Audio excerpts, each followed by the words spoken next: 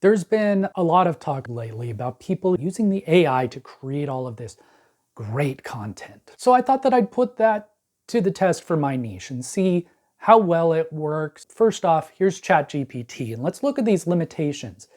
May occasionally generate incorrect information. May occasionally produce harmful instructions or biased content. Limited knowledge of world and events after 2021. ChatGPT may produce inaccurate information about people, places, or facts. So translation, don't trust it. Maybe it's just some of the time, right? So let's go ahead and dig into this. I've done some research, or quite a bit of research on this guy, Alan L. Hart. In fact, I made a video about him that you can watch there. But I asked ChatGPT after having a conversation about Alan Hart for a bit to tell me about the relationship with his first wife. And this is what ChatGPT came up with. And okay, interesting. Alan Hart's relationship with his first wife, Grace Mellon, was tumultuous and ended in divorce. Well, yes, his first wife, they did get divorced, but his first wife's name was Inez Stark. So right there, we already see an error going on here. And according to the book, Becoming Dr. Q, this book has nothing to do with Alan Hart. I continued through this, and down at the bottom there, it says that Mellon, again, incorrect there, they divorced in 25. Well, I happen to know that they divorced in 1923. I corrected ChatGPT, and I said, Dr. Hart's first wife was actually Inez Stark. Does that help? And she says, thanks for correcting me, and here's some more information. Again, they were married in 1914? No, they were married in 1917. They had 2 children together? No, they never had children together. All right, so moving on, another video I did was something that I called the Dawes Act and the Making of the $5 Indian. I asked ChatGPT to tell me about it. Kind of because I was curious as to if maybe somebody else thought of the same idea, and it told me, somebody else did this and said it's a book by historian and legal scholar I'm not even going to try to butcher that name. It's a Native American author. And that's exactly what the book would be about if it was titled that. And yeah, that's awesome.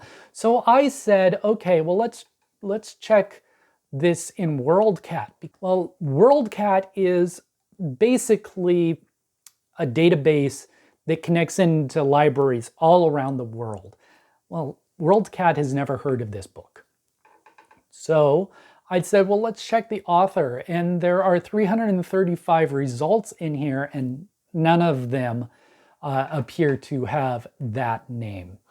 So let's check the author's bio page. And yeah, she's a great author, but as far as I could find, she's never written such a book.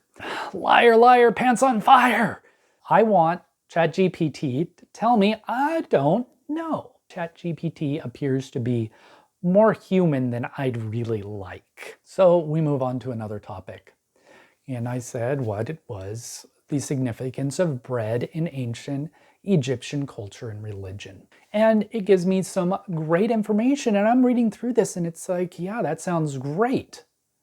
This is fairly accurate from my somewhat limited knowledge of Egyptian history.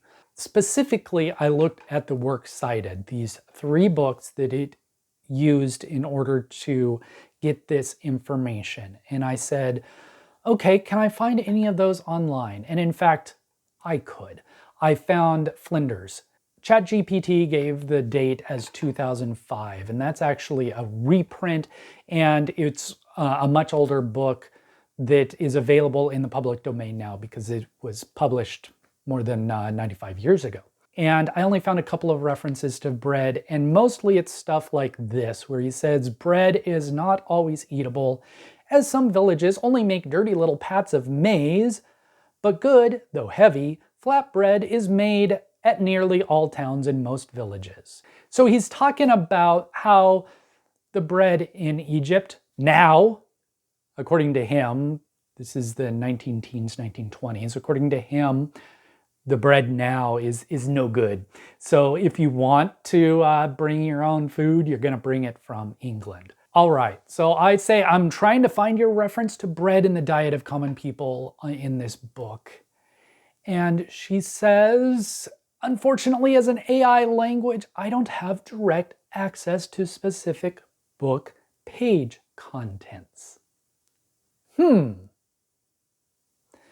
She says that basically all that she can do is guess on what other people have said on the web. So basically her data set is not valid and she knows it. So basically what we're saying here is that ChatGPT,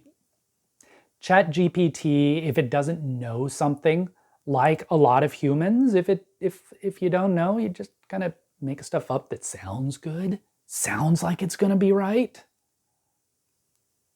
Me personally, I want ChatGPT to be honest and say, you know, I don't know the answer to that.